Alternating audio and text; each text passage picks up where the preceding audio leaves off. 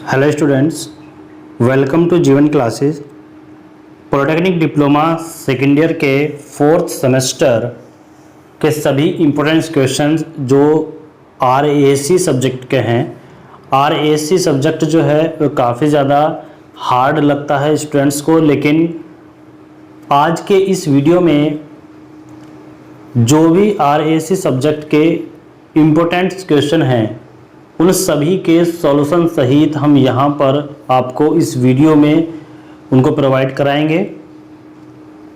Refrigeration and air conditioning जो subject है ये थर्मल से रिलेटेड होता है और स्टूडेंट्स को काफ़ी ज़्यादा परेशानियों का सामना करना पड़ता है इसको पढ़ने में। लेकिन जो भी स्टूडेंट्स जो अगर पूरे सेमेस्टर में पढ़े भी नहीं होंगे, यदि इस वीडियो को देख करके चले जाएंगे तो इस वीडियो से बाहर कुछ भी नहीं आने वाला है। और यहाँ से जो भी स्टूडेंट्स कंप्लीट वीडियो के क्वेश्चंस को करके चला जाएगा उसके कभी भी बैक आने के चांसेस नहीं होंगे। 50 में से 40 प्लस मार्क्स यदि आप ले आएंगे तो आपका जो है बहुत अच्छा स्कोर बन सकता है। तो स्टूडेंट्स यही हम प्रयास करेंगे कि आपका जो है अच्छे से अच्छा मार्क्स आए, और अच्छे से अच्छा मार्क्स लाने के लिए आपको ये पूरा वीडियो देखना होगा और जो भी क्वेश्चन है उनको अच्छे तरीके से तैयार करना होगा। तो चलिए स्टार्ट करते हैं। देखिए कौन कौन से क्वेश्चन इंपॉर्टेंट हैं। सबसे पहला क्वेश्चन आपके सामने आएगा, रेफ्रिजरेंट क्या होता है और इसका वर्गीकरण कीजिए। देखिए यह आपको कह सकता है कि रेफ्रिजरेंट से क्या समझते हैं, रेफ्रिजरेंट से आप क्या समझते हैं उसके अवयव लिखिए। इस तरीके से आपको क्वेश्चन देगा, 2-3 लैंग्वेज में आपको दे सकता है। तो आपको रेफ्रिजरेंट क्या है और इसका वर्गीकरण क्या है ये आपको याद रखना है। देखिएगा रेफ्रिजरेंट क्या होता है। रेफ्रिजरेशन निकाय में ऊष्मावाहक का कार्य करने वाला पदार्थ जो प्रसारण और वाष्पन के दौरान ऊष्मा को अवशोषित तथा संघनन के दौरान ऊष्मा को छोड़ता है। यानी कि कहने का मतलब ये है कि ऊष्मावाहक का कार्य करने वाला जो पदार्थ है जो प्रसारण और वाष्पन के दौरान क्या करता है, ऊष्मा को अवशोषित करता है, और संघनन के दौरान क्या करता है, ऊष्मा को छोड़ता है, वही रेफ्रिजरेंट कहलाता है। रेफ्रिजरेंट का जो वर्गीकरण है, क्लासिफिकेशन ऑफ रेफ्रिजरेंट्स, तो उसको देख लेते हैं। रेफ्रिजरेंट का वर्गीकरण निम्न आधार पर किया जाता है। पहला है प्राथमिक रेफ्रिजरेंट। यह वह पदार्थ होते हैं जो रेफ्रिजरेशन निकाय में सीधे रूप से भाग लेते हैं।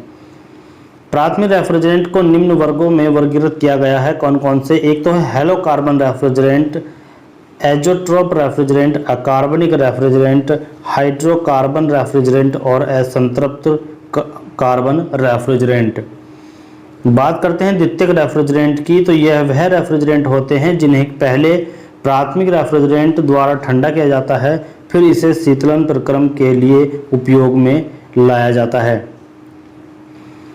बात करते हैं नेक्स्ट क्वेश्चन की, तो नेक्स्ट क्वेश्चन आपके पास है, संपीडक तथा अवशोषक निकाय में अंतर बताना है। तो यहाँ पर संपीडक व अवशोषक निकाय में अंतर कैसे आप बताएंगे, आप ध्यान से देखिएगा। पहला कॉलम हमने बना लिया है अवशोषक का, दूसरा कॉलम बनाया हमने संपीडक का। तो अवशोषक में यानी कि निम्न ग्रेड ऊर्जा ऊष्मा का प्रयोग होता है और संपीडक में उच्च ग्रेड ऊष्मा यानी कि यांत्रिक ऊर्जा का प्रयोग होता है। इसमें पंप ही केवल चलित अंग है जो कम अवयवों से मिलकर बना होता है जिससे टूट फूट कम होती है। लेकिन संपीडक निकाय में चलित अंग संपीडक होता है जिसके कारण टूट फूट ज़्यादा होती है।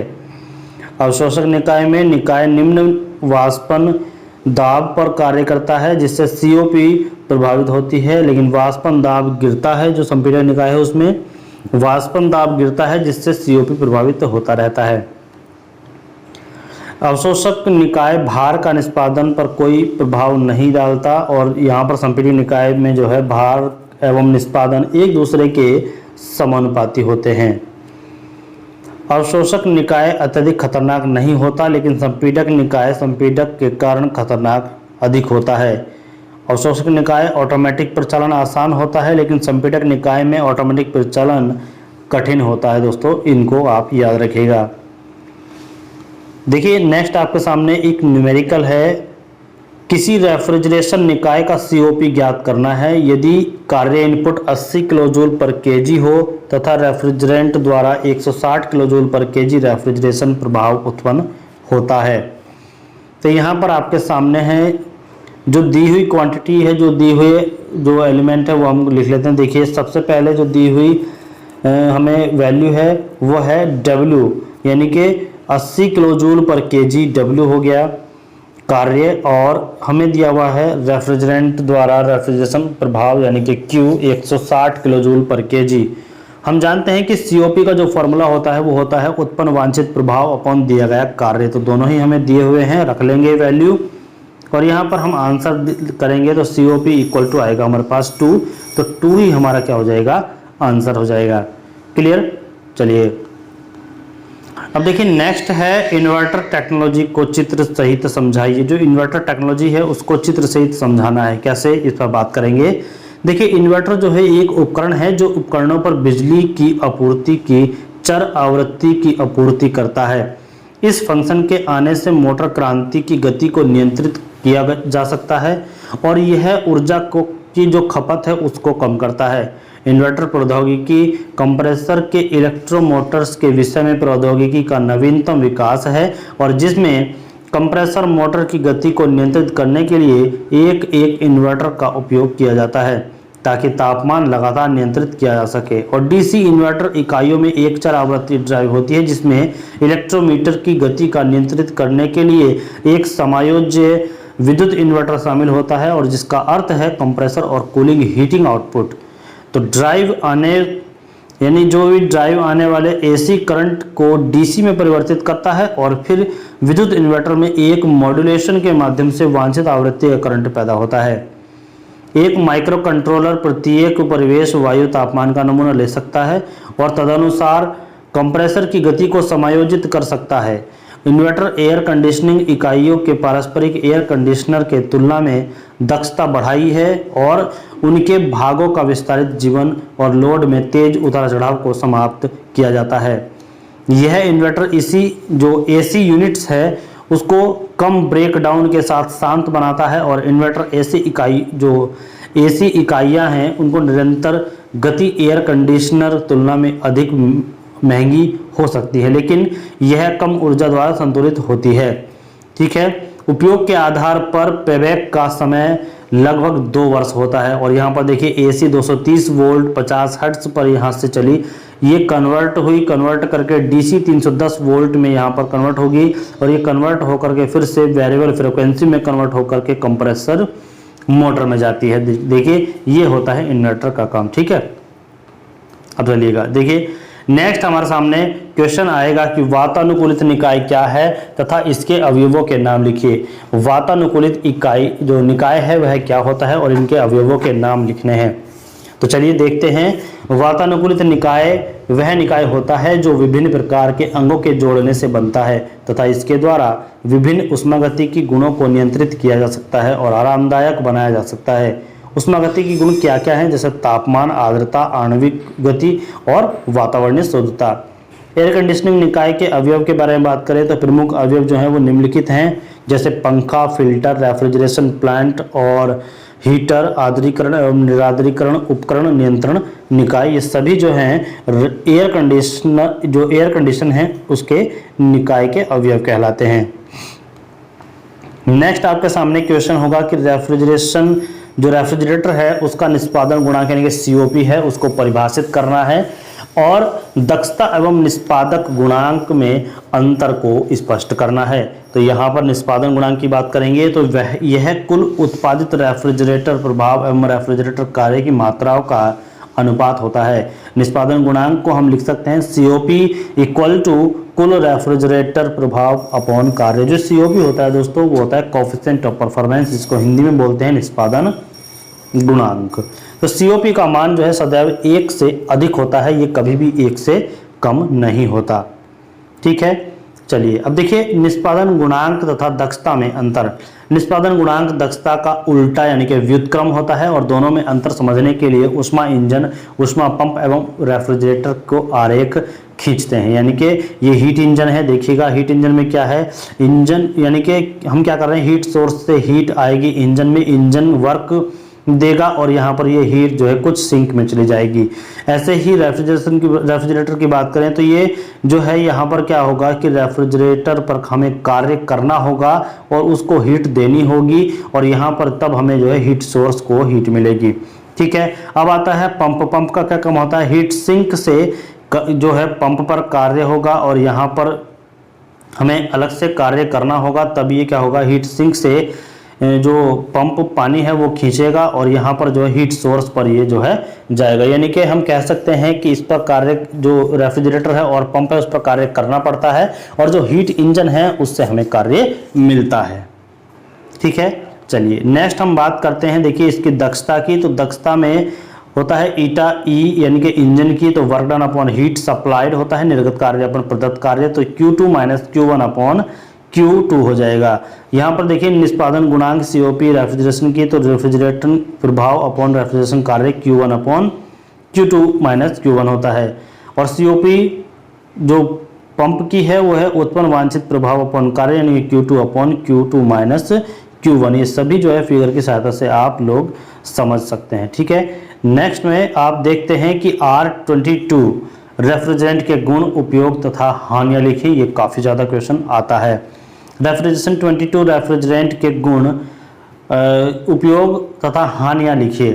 तो R22 यानी कि रेफ्रिजरेशन 22 का रासायनिक नाम जो है फेरान 22 है।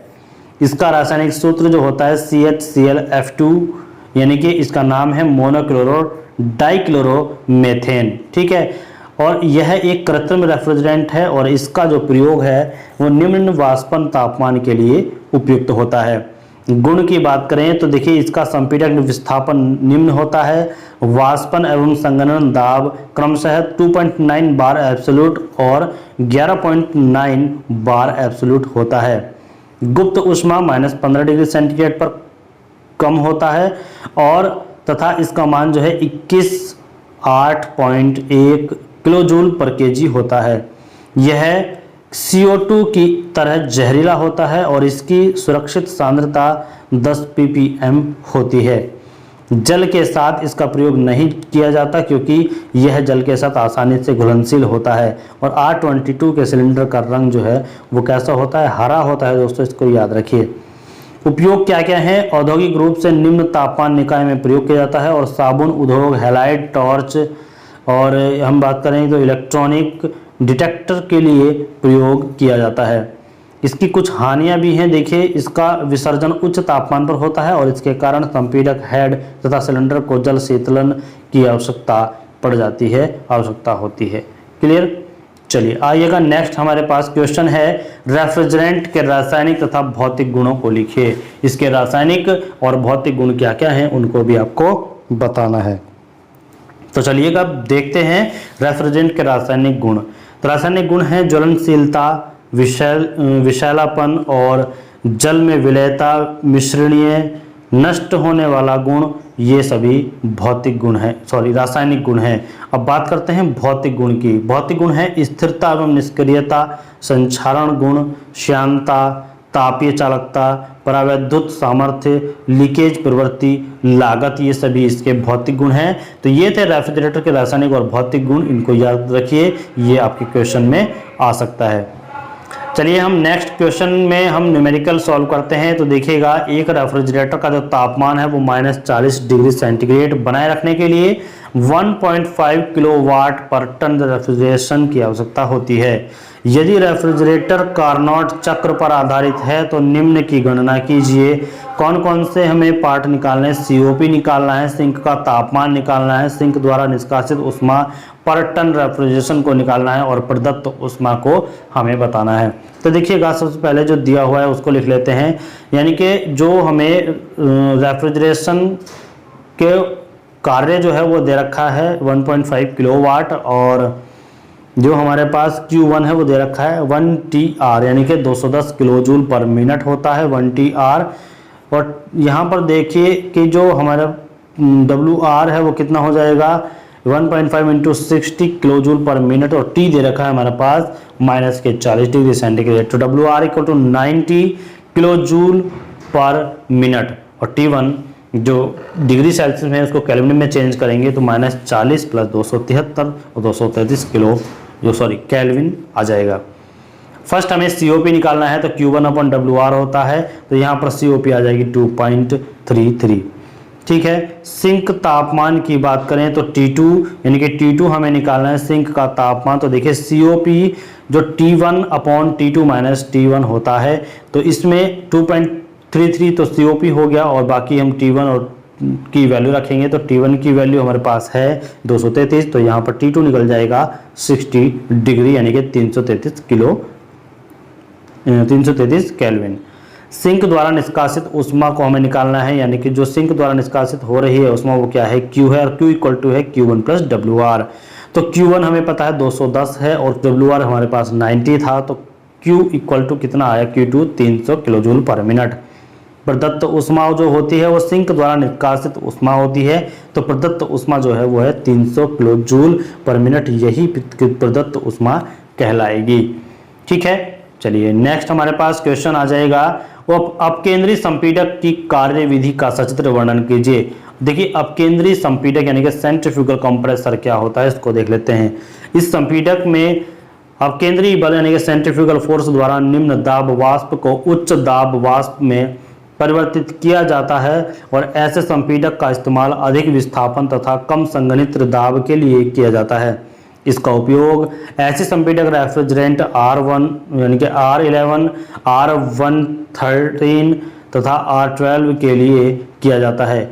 इस संपीडक में रेफ्रिजरेंट घूमने इम्पेलर यानी कि इम्पेलर की आंख में प्रवेश करता है, जो ये है नेत्र, ये इम्पेलर की आंख है, इसमें प्रवेश करता है, तथा अपकेंद्री बल के कारण इम्पेलर के चारों तरफ पेरिफेरी पर आ जाता है, यानी कि जो ये बाहर की तरफ निकलता है, बाहर की तरफ निकल करके ये इसके चारों तरफ आ जाता है, जिसके कारण से उच्च गति पर रेफ्रिजरेंट घूमने लगता है तथा दाब भी बढ़ता है। और यह उच्च दाब रेफ्रिजरेंट वैल्यू केसिंग में प्रवेश करता है, यानी कि जो वैल्यू केसिंग है उसमें प्रवेश करेगा, और कुछ गति ऊर्जा दाब में परिवर्तित हो जाता है, और यह उच्च दाब वाष्प रेफ्रिजरेंट संघनित्र में प्रवेश करता है, यानी कि यहाँ से ये संघनित्र में प्रवेश कर जाता है।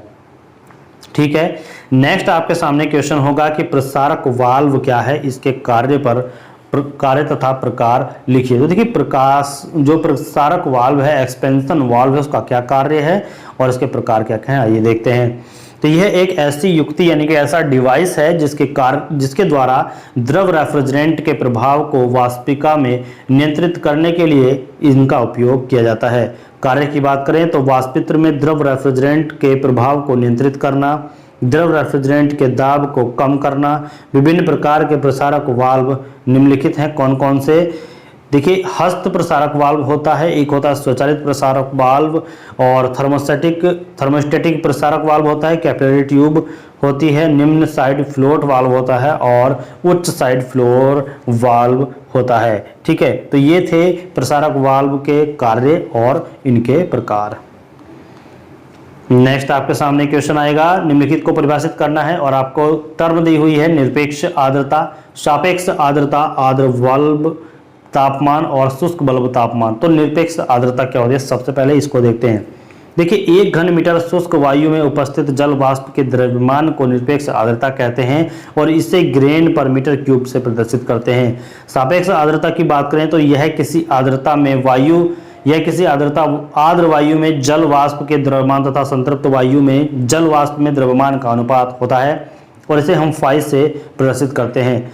आर्द्र बल्ब तापमान की बात करें तो यह वायु का तापमान होता है जो थर्मोमीटर द्वारा मापा जाता है, और जब बल्ब को गीले कपड़े द्वारा घेर दिया जाता है तो वायु के संपर्क में होता है, और इसे टी ओमेगा या फिर हम बोल सकते हैं टी ओमेगा बी यानी कि बल्ब टेम्परेचर द्वारा प्रदर्शित करते हैं। शुष्क बल्ब तापमान की बात करें तो देखिएगा यह थर्मोमीटर द्वारा मापित वायु का तापमान होता है, और जब वायु आर्द्रता द्वारा प्रभावित नहीं होती है यह तब का तापमान होता है। ठीक है, यानी कि जब वायु आर्द्रता द्वारा प्रभावित नहीं होता।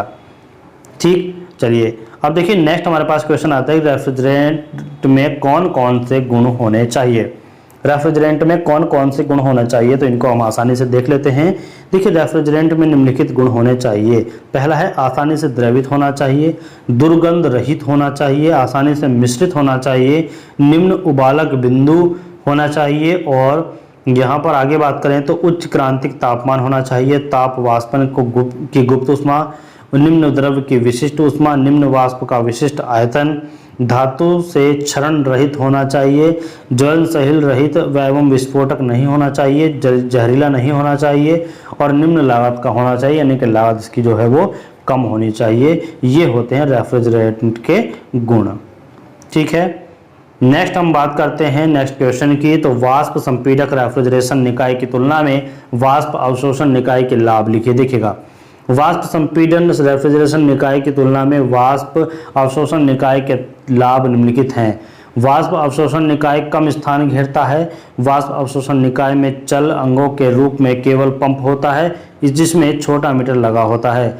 अतः इस निकाय में प्रवेश जो प्रक्रम है वो शांत होता है तथा कम टूट फूट होती है। वाष्प अवशोषण निकाय केवल उसमें ऊर्जा का प्रयोग करके वाष्पक में रेफ्रिजरेटर की स्थिति में परिवर्तन करता है, जबकि वाष्प संपीड़न निकाय यांत्रिक ऊर्जा का प्रयोग कर रेफ्रिजरेटर की निम्न जो स्थिति है उसमें परिवर्तन करता है।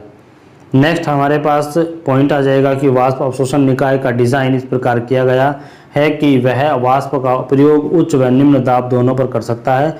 भट्टी द्वारा निकास तथा सोलर ऊर्जा का भी प्रयोग किया जाता है। वाष्प अवशोषण निकाय घटते वाष्पित्र दाब एवं ताप पर भी प्रचलित हो सकता है, जबकि वाष्प संपीड़न की क्षमता घटते वाष्पित्र दाब एवं ताप पर कम हो जाती है।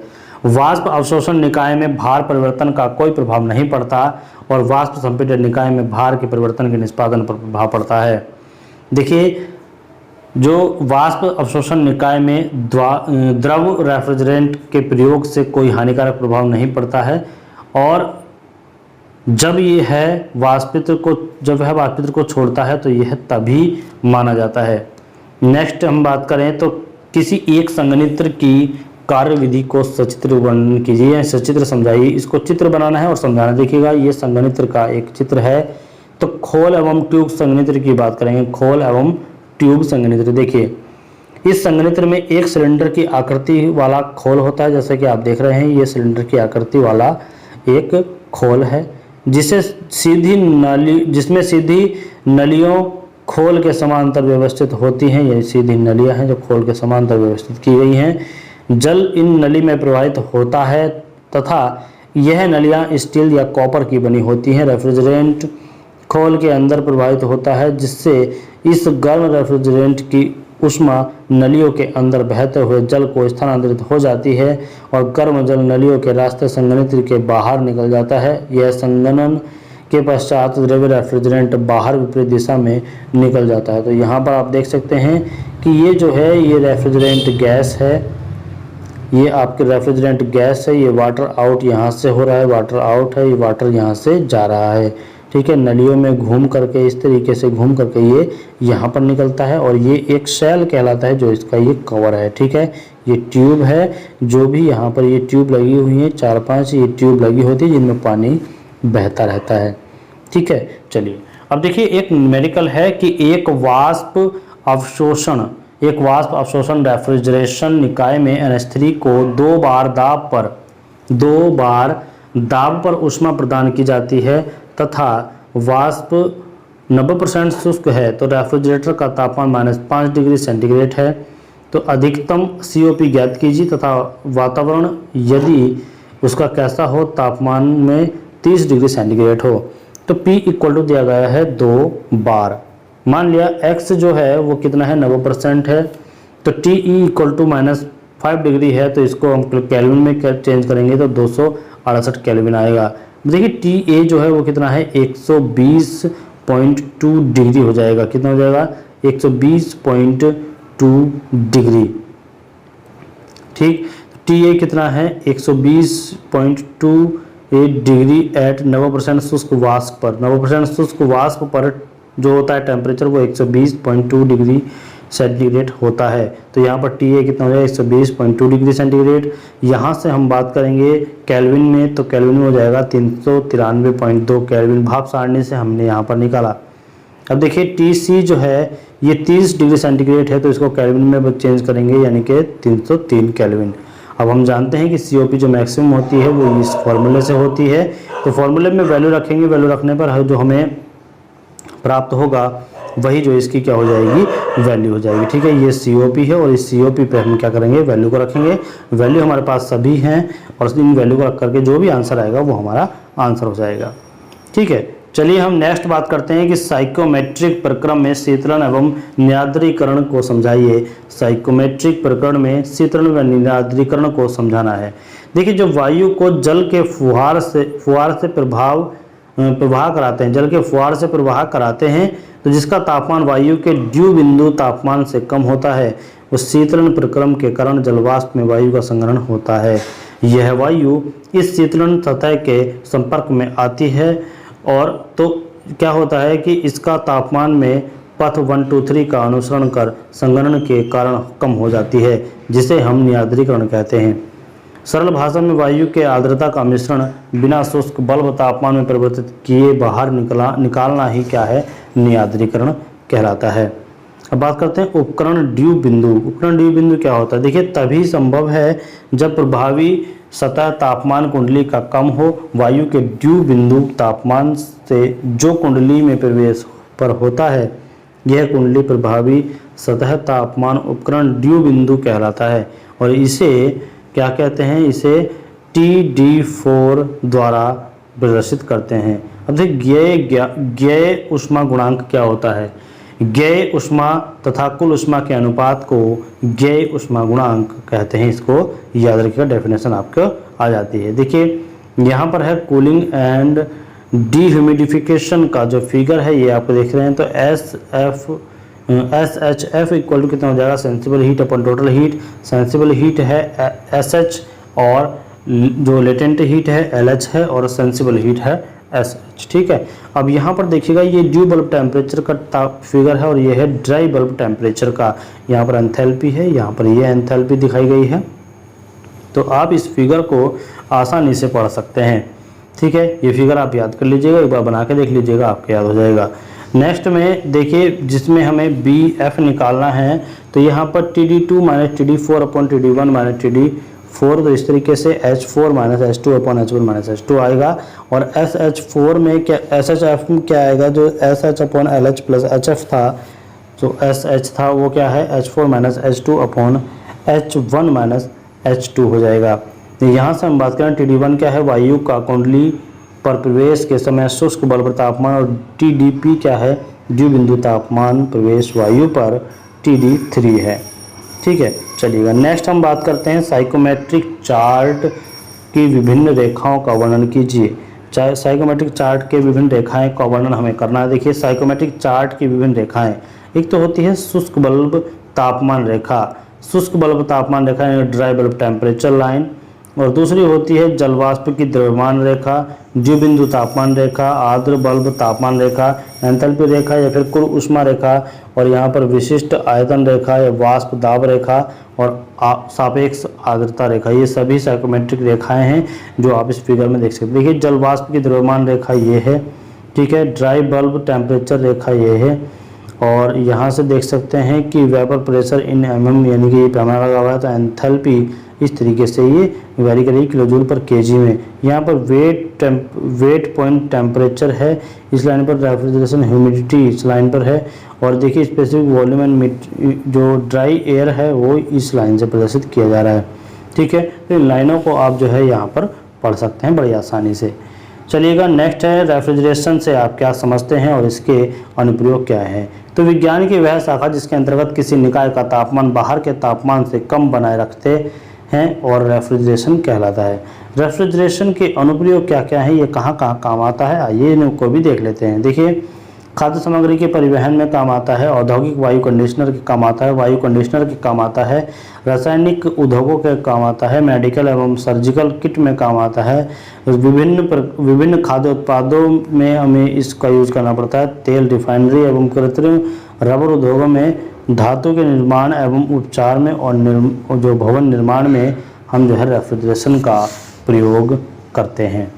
नेक्स्ट में हम बात करते हैं बेल कोलेमन या फिर उल्टा ब्रेटन या फिर जूल चक्र जिसे बोलते हैं, उसके प्रयुक्त होने वाले अवयवों को चित्र की सहायता से दर्शाइए तथा इसके प्रक्रमों के नाम लिखिए। देखिए, यह उल्टे कार्नोट चक्र का परिवर्तन रूप है। इसमें प्रयुक्त होने वाले अवयव निम्नलिखित हैं। एक तो संपीडक है, कूलर है, प्रसारक है और रेफ्रिजरेटर है।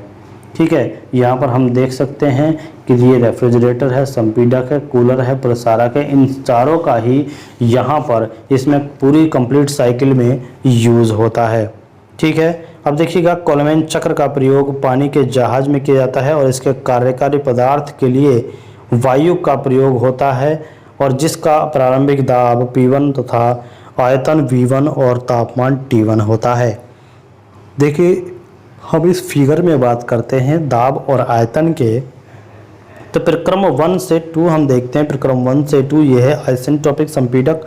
प्रक्रम 2 से 3 पर आते हैं तो ये दाब स्थिर दाब तापमान प्रक्रम होता है। जब हम 3 से 4 आएंगे तो 3 से 4 हमारे पास होगा आइसेंट्रोपिक प्रसारण प्रक्रम, और ये हम 4 से 1 फिर जाएंगे तो यहाँ पर होगा स्थिर दाब प्रसारण प्रक्रम। तो आप ये देख सकते हैं, इस तरीके से आपको फिगर को बनाना होगा। अब देखिए, ये अगर ये प्रेशर लाइन है तो प्रेशर जो है यहाँ पर ये कांस्टेंट है, क्योंकि P2 और P3 सेम हो जाएंगे। यहाँ पर P4 और P1 दोनों बराबर हो जाएंगे।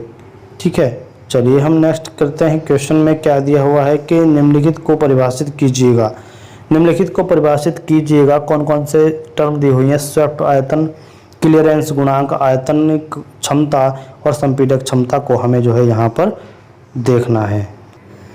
देखिए, सबसे पहले हम देखते हैं स्वेप्ट आयतन क्या होता है। यह इसको हम बोलते हैं स्ट्रोक आयतन, और इसी को हम पिस्टन विस्थापन आयतन भी बोलते हैं। ठीक है, तो स्वेप्ट वॉल्यूम क्या होता है ये देखते हैं। पिस्टन के अपने टीडीसी से पीडीसी, टीडीसी से बीडीसी, यानी कि जो टॉप डेड सेंटर से बॉटम डेड सेंटर की यानी कि नीचे की ओर के जो आयतन होता है उसको स्वेप्ट आयतन, स्ट्रोक आयतन या फिर पिस्टन विस्थापन आयतन कहते हैं। और इसको लिखते हैं Vs = π/4d²L। तो d जो है वो सिलेंडर का व्यास है और L जो है वो सिलेंडर की लंबाई है। तो क्लियरेंस गुणांक क्या होता है? तो यह क्लियरेंस आयतन तथा स्वेप्ट आयतन का अनुपात होता है। तो क्लियरेंस Vc/Vs हो जाएगा यहाँ पर क्लियरेंस गुणांक C = अब देखिए, आयतनिक क्षमता क्या है? आयतनिक दक्षता, तो यह चूषण आयतन तथा स्वेप्ट आयतन का अनुपात होता है, यानी कि V सक्शन/V स्वेप्ट वॉल्यूम। एक अच्छे संपीडक की आयतनिक क्षमता 0.7 से 0.8 के बीच मानी जाती है, जो अब तक की वैल्यू कांस्टेंट रहती है। अब देखिएगा, संपीडक क्षमता क्या होती है? कंप्रेसर कैपेसिटी, एकांक समय में रेफ्रिजरेंट का वास्तविक आयतन जो संपीडक द्वारा प्रवाहित होता है यह चूषण आयतन के बराबर होता है, और इसे हम मीटर/सेकंड में व्यक्त करते हैं। इसको आप याद रखिएगा। नेक्स्ट आपके सामने एक क्वेश्चन मिलेगा, एक न्यूमेरिकल टाइप है।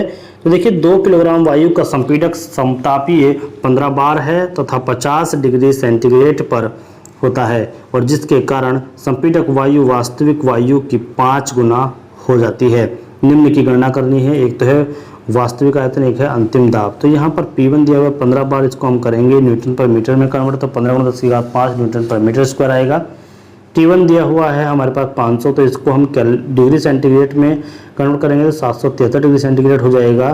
तो यहाँ से हम बात करेंगे, देखिए M, तो यहाँ पर देखिए M जो है T1, तो ये T1 जो है यहाँ पर 50 है, तो ये 500 है। ठीक है, ये यहाँ पर 500 है। अब देखिए M = 2 किलोग्राम फॉर एयर और R = 287.84 न्यूटन मीटर पर केजी केल्विन है। ठीक है, ये इसकी वैल्यू होती है जो R है। ठीक है, उसको हमने माना है। तो देखिए, गैस का जो समीकरण है P1 = mRT होता है, और ये होता है यूनिवर्सल कांस्टेंट R। ठीक, यहाँ से हम देखते हैं तो V1 आता है हमारे पास 2.983 मीटर क्यूब एक्चुअल वॉल्यूम आ गया। और एक्चुअल वॉल्यूम निकालने के बाद हमें क्या निकालना है? हमें निकालना है कि अंतिम दाब। अब देखिएगा, सबसे पहले हम क्या बात करेंगे कि P1 V1 = P2 V2, P1 V1 = P2 V2 हो जाएगा। यहाँ से देखिएगा, जब हम इसको वैल्यू को पुट करके निकालेंगे तो P2 की वैल्यू हमारे पास आएगी 3 बार, और यही हमारे पास आंसर हो जाएंगे दोनों। ठीक है, यही हमें निकालने थे। नेक्स्ट बात करते हैं कि R717 रेफ्रिजरेंट के गुण, उपयोग तथा हानि। तो R717 इस रेफ्रिजरेंट का रासायनिक नाम जो है वो क्या है, अमोनिया है, जो सबसे ज़्यादा यूज होता है। और इसके गुण जो है क्या है कि उच्च जहरीला है, ज्वलनशील है, खाद्य सामग्री को नष्ट तथा चिड़चिड़ापन उत्पन्न करने वाला होता है। इसमें उत्कृष्ट तापीय गुण विद्यमान होता है।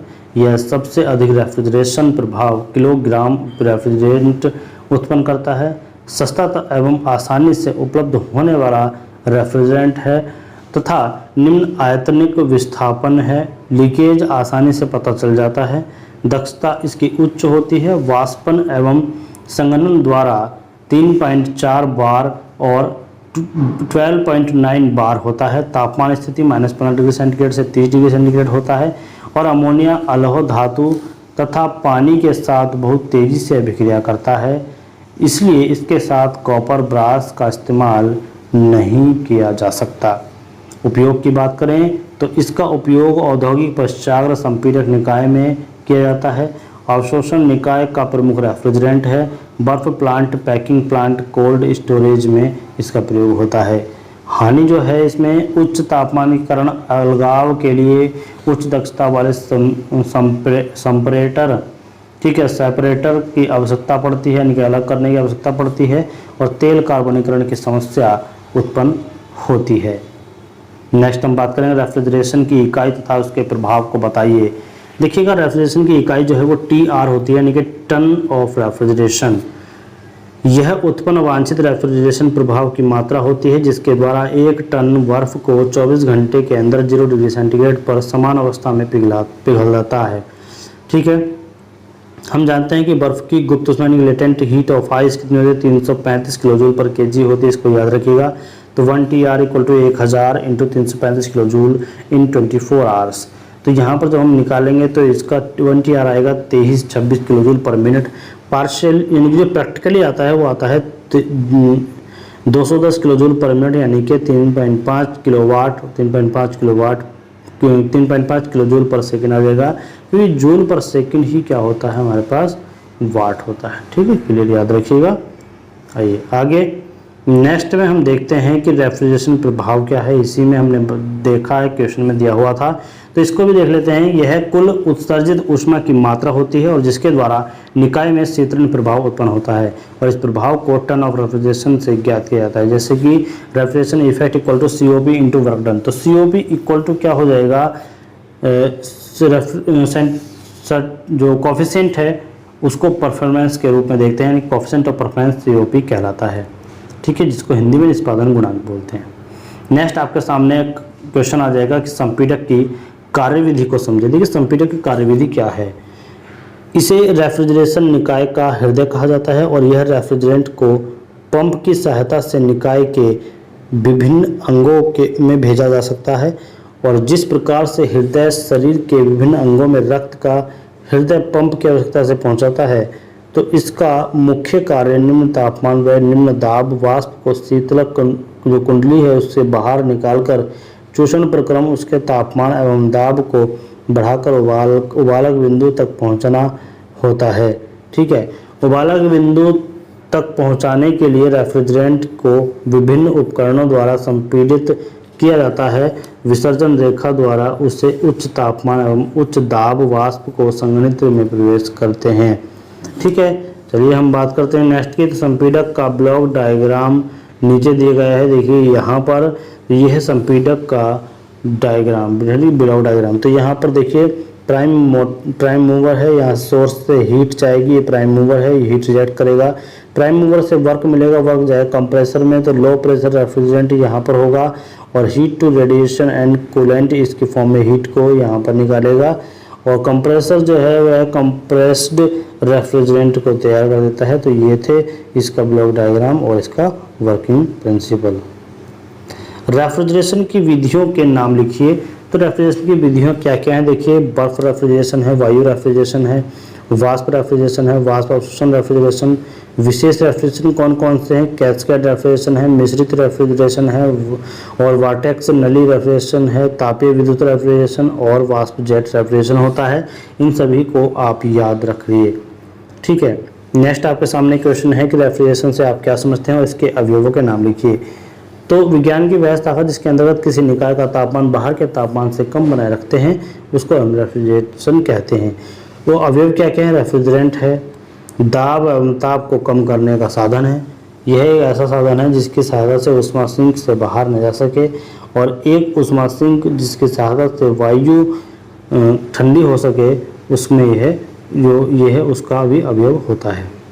ठीक है। R11 रेफ्रिजरेंट के प्रमुख गुण एवं उपयोग। देखिए इसका जो रासायनिक नाम है वो होता है ट्राइक्लोरो मोनोफ्लोरोमीथेन, तथा यह कह सकते हैं फोरॉन 11।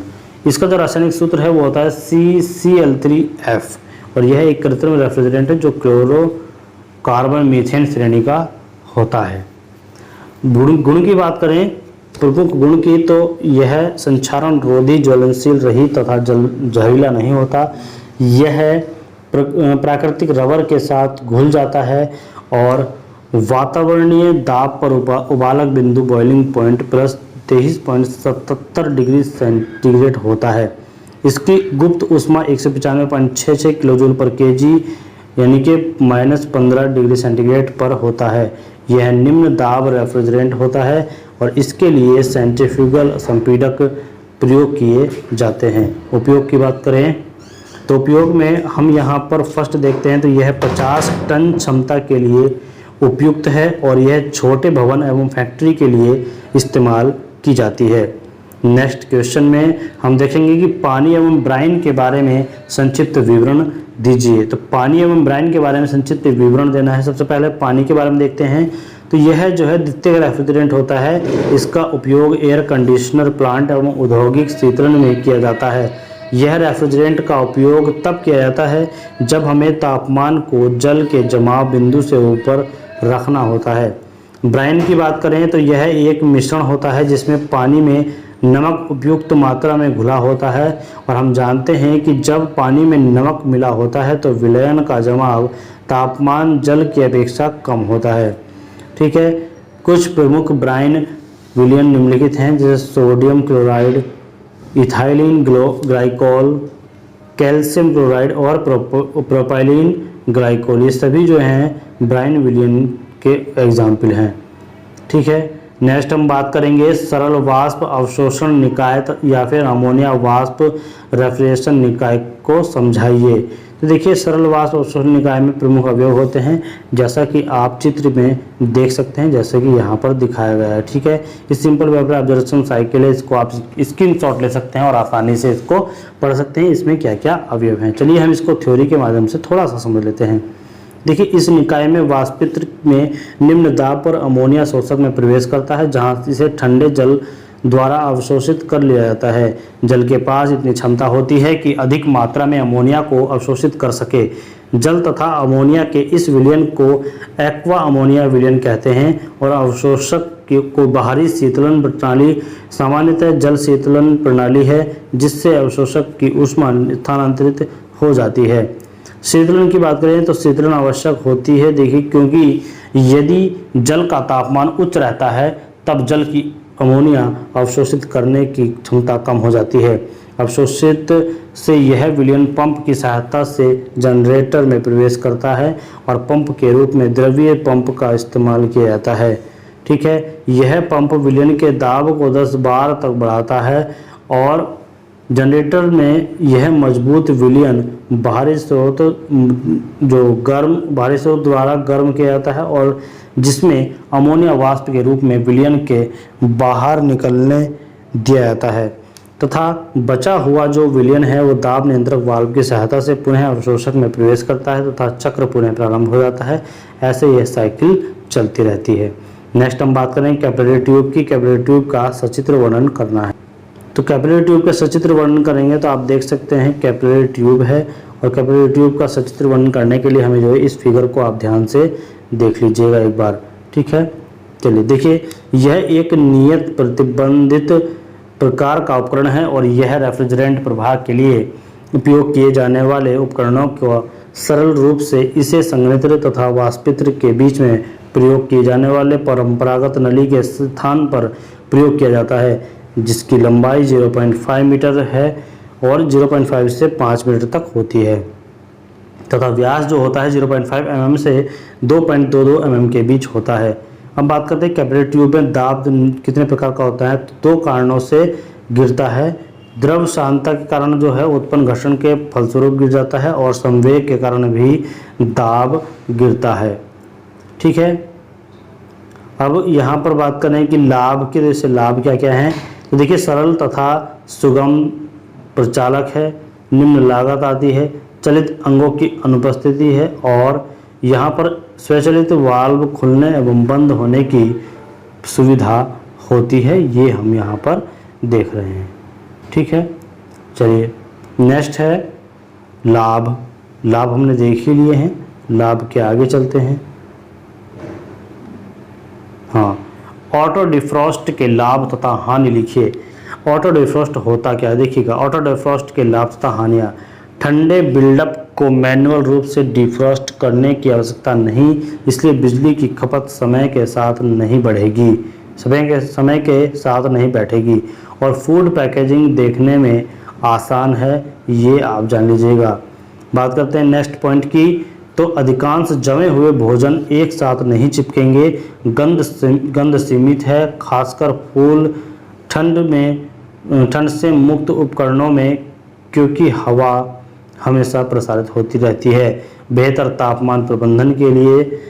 ठीक है, अब नेक्स्ट में इसकी हानियां जो हैं, उपयोग अधिक होने पर सिस्टम चलाना अधिक महंगा हो सकता है और यदि दरवाज़ा खुलने पर पंखा चालू रहता है या चलना शुरू हो जाता है तथा तत्व की रिक्तता को रोकने के लिए थर्मल कटआउट सुरक्षा उपकरण की आवश्यकता होती है तथा जो एक बुनियादी फ्रीजर या फिर फ्रीजर छाती की तुलना में विद्युत और यांत्रिक जटिलता में वृद्धि होती है, जिससे यह घटक विफलता का अधिक खतरा बना कर रखता है, यानी कि विफल होने का या फिर डैमेज होने का खतरा बना रहता है। नेक्स्ट बात करते हैं रेफ्रिजरेंट के ऊष्मागतिकी के गुण क्या क्या हैं। देखिए रेफ्रिजरेंट के ऊष्मागतिकी गुण। वातावरणीय दाब पर बॉइलिंग तापमान हमेशा कम होना चाहिए। फ्रीजिंग तापमान हमेशा कार्यकारी वाष्पन तापमान से कम होना चाहिए। वाष्पन एवं संघनन दाब हमेशा धनात्मक होना चाहिए तथा वायुमंडलीय दाब के आसपास होना चाहिए। क्रांतिक ताप हमेशा संघनन ताप से अधिक होना चाहिए और हमेशा जो है इसमें उच्च वाष्पन की गुणता यानी कि गुप्त ऊष्मा निहित होनी चाहिए। ये थे हमारे रेफ्रिजरेंट के ऊष्मागतिकी के गुण। ठीक है, नेक्स्ट में बात करते हैं लिथियम ब्रोमाइड अवशोषण रेफ्रिजरेशन निकाय को समझाइएगा। देखिए लिथियम ब्रोमाइड अवशोषण रेफ्रिजरेशन निकाय, इस रेफ्रिजरेशन निकाय में लिथियम ब्रोमाइड जो होता है, देखिए यहाँ पर हम बात करें कि लिथियम ब्रोमाइड की, तो लिथियम ब्रोमाइड नमक को अवशोषक के रूप में इस्तेमाल करते हैं और तथा जल का रेफ्रिजरेंट के रूप में इस्तेमाल किया जाता है। लिथियम ब्रोमाइड विलयन के धातु अंगों को क्षरण होता है और इसलिए इस विलयन में अवशोषक का इस्तेमाल करना पड़ता है, जैसे लिथियम क्रोमेट। इस निकाय में अवशोषक तथा वाष्पित्र को एक ही सिलेंडर में व्यवस्थित करके रखते हैं और दोनों का दाब लगभग एक समान होता है। जनरेटर तथा संघनित्र दोनों एक दूसरे सिलेंडर में एक ही साथ व्यवस्थित होते हैं तथा दाब भी लगभग समान रहता है। वाष्पित्र में रेफ्रिजरेंट भरा होता है तथा अवशोषक में लिथियम ब्रोमाइड विलयन भरा होता है। विलयन पंप की सहायता से लिथियम ब्रोमाइड विलयन अवशोषक में वाष्पित्र में प्रवेश करता है। वाष्पित्र को ठंडा करने के लिए वाष्पित्र खोल के पास शीतल जल ट्यूबें लगी होती हैं और अवशोषक तथा संघनित्र को ठंडा करने के लिए नलियों की सहायता से शीतल जल प्रवाहित होता है। ठीक है, ये आप देखिएगा, ये लिथियम ब्रोमाइड वाला ये फिगर है जो हमने कहा था, लिथियम ब्रोमाइड अवशोषण रेफ्रिजरेंट। ठीक है, रेफ्रिजरेशन, देखिए लिथियम ब्रोमाइड अवशोषण रेफ्रिजरेशन का ये फिगर है। इस तरीके से आप देखिएगा, थोड़ा सा हम इसको जो है इस तरीके से करके दिखा सकते हैं। देखिएगा, आप इसका एक स्क्रीनशॉट ले लीजिएगा। स्क्रीनशॉट लेकर के आप जो है अपनी कॉपी पर बना करके देखिएगा। ये स्टूडेंट्स, ये जो है वेरी वेरी इंपॉर्टेंट है, वेरी वेरी इंपॉर्टेंट है दोस्तों, याद रखिएगा, वेरी वेरी मोस्ट इंपॉर्टेंट है, इसको कभी भी छोड़ के ना जाइएगा, हमेशा इसको हर बार आता है, हर बार इसको करना पड़ता है, ठीक है। तो दोस्तों ये बुक में भी आपके फिगर है, वहाँ भी देख सकते हैं और यहाँ भी आपने देख लिया। रेफ्रिजरेंट के रूप में प्रयोग होने वाले जल के नोजल की सहायता से फुहार के रूप में शीतल नलियों के ऊपर प्रभावित करते हैं और निकाय की दक्षता जो वृद्धि के लिए ऊष्मा विनियमित्र का प्रयोग किया जाता है। अनुप्रयोग के बारे में बात करें तो वायु कंडीशनर में फल के रसों को ठंडा करने के लिए और पीने के पानी को शीतल करने के लिए इसका उपयोग होता है। नेक्स्ट में बात करेंगे तो हेलो कार्बन रेफ्रिजरेंट को समझाना है। देखिएगा 1928 में चार्ल्स कैटनिंग व डॉक्टर थॉमस मीगे द्वारा इसे विकसित किया गया था और इस ग्रुप के रेफ्रिजरेंट में 3 हैलोजन, क्लोराइड और ब्रोमाइड, ये तीनों पाए जाते हैं और इसको जो है असारे यानी कि American society of heating and air conditioning engineers द्वारा चिन्हित किया गया था। इस ग्रुप में 42 रेफ्रिजरेंट पाए जाते हैं। कुछ प्रमुख जो रेफ्रिजरेंट हैं वो निम्न हैं: R11 ट्राइक्लोरोमोनोफ्लोरोमीथेन CCl3F, R12 डाइफ्लोरोमीथेन CCl2F2, R13 मोनोक्लोरोडाइफ्लोरोमीथेन CClF3, R14 जो होता है वो होता है कार्बन टेट्राफ्लोराइड होता है, ठीक है, कार्बन टेट्राफ्लोराइड यानी कि CS4, R21 डाइक्लोरो मोनोफ्लोरोमीथेन तो CHCl2F, R22 डाइक्लोरो मोनोफ्लोरोमीथेन CHClF2। यहाँ पर R30 क्या होता है, मेथाइलिन क्लोराइड यानी कि C2Cl2, ठीक है। अब बात करते हैं R14 यानी कि मिथाइल क्लोराइड CH3Cl की, CH3Cl यानी कि मिथाइल क्लोराइड। नेक्स्ट हम बात करते हैं फाउलिंग फैक्टर क्या है। देखिए फाउलिंग फैक्टर क्या होता है। जल शीतलन विधि में जल विभिन्न स्रोतों से प्राप्त होता है, ये हमको पता है, जिसके कारण जल में विभिन्न प्रकार के लवण तथा बाहरी कण आ जाते हैं। यह पदार्थ संघनित्र ट्यूब पर जमा हो जाते हैं जिसे हम जल फाउलिंग यानी कि वाटर फाउलिंग कहते हैं। फाउलिंग फैक्टर संघनित्र में यह प्रदर्शित करता है कि जमाव के कारण रेफ्रिजरेंट से ऊष्मा का जल यानी कि ऊष्मा जल में प्रवाहित होने पर कितना अवरुद्ध होता है, ये हमको बताता है। अब देखिएगा फाउलिंग फैक्टर ऊष्मा अंतरण गुणांक का उल्टा होता है, जैसे कि विवरण है। कॉपर ट्यूब जिसमें R12 R22 इस्तेमाल किया जाता है उसमें fouling factor 0.00095 metre square SK/J है। स्टील नली जिसमें अमोनिया इस्तेमाल किया जाता है उसमें 0.0018 मीटर स्क्वायर SK/J फाउलिंग गुणांक होगा, ठीक है। चलिए अब देखिए नेक्स्ट आगे है रेफ्रिजरेशन में स्टार रेटिंग को समझाइए। वेरी वेरी इंपॉर्टेंट क्वेश्चन है, स्टार रेटिंग क्या होती है। देखिए ऊर्जा रेटिंग यह प्रदर्शित करता है कि कितनी ऊर्जा प्रतिवर्ष की खर्च होगी तथा स्टार रेटिंग यह प्रदर्शित करता है कि समान साइज एक सा जो साइज है एवं प्रकार है उसके रेफ्रिजरेटर या फिर फ्रिज के लिए कौन सा ज़्यादा उपयुक्त हो रहेगा। स्टार रेटिंग तुलनात्मक अध्ययन के लिए उपयुक्त है। भारत में स्टार रेटेड फ्रिज को खरीदना इसलिए आवश्यक हो गया है क्योंकि यह प्रदर्शित करती है कि कौन सी कम ऊर्जा तथा उच्च प्रशीतन क्षमता प्रदान करती है। यहाँ पर देखिए लेवल फॉर रेफ्रिजरेटर का लेवल है, जब आप खरीद कर आएंगे तो ये लेवल आपको वहाँ पर देखने को मिलेगा, ठीक है। तो इसी के साथ हम आगे बढ़ते हैं। देखिए भारत सरकार ने मई 2006 में ब्यूरो ऑफ एनर्जी एफिशिएंसी यानी कि BEE का गठन किया जो स्टार रेटिंग को निर्धारित करती हैं। स्टार फ्रिज के इन्वर्टर कंप्रेसर की तरह अधिक कुशल कंप्रेसर होंगे और एक बार स्टार रेटिंग रेफ्रिजरेटर में गर्मी के नुकसान से बचने के लिए अंगों का बहुत बेहतर इंसुलेशन होगा। यह फ्रिज के बाहर ठंड से बचने के लिए फ्रिज के तापमान को नियत किया जाता है। फ्रिज के तापमान को जैसे नियत किया जा सके यह उसके लिए उपयोग होता है, ठीक है। तो दोस्तों थैंक्स फॉर वॉचिंग। मिलते हैं नेक्स्ट वीडियो में नेक्स्ट इंपॉर्टेंट क्वेश्चन को लेकर के। और हम आपको बता दें आपके पॉलिटेक्निक यानी कि जूनियर इंजीनियरिंग से डिप्लोमा से जो भी पोस्ट निकलती हैं, जो भी पोस्ट निकलेंगी उनके कंपटीशन एग्जाम होंगे यानी कि वनडे एग्जाम की सभी video, GK, GS, reasoning, math, ये सभी की वीडियो हम यहाँ पर उपलब्ध कराने वाले हैं।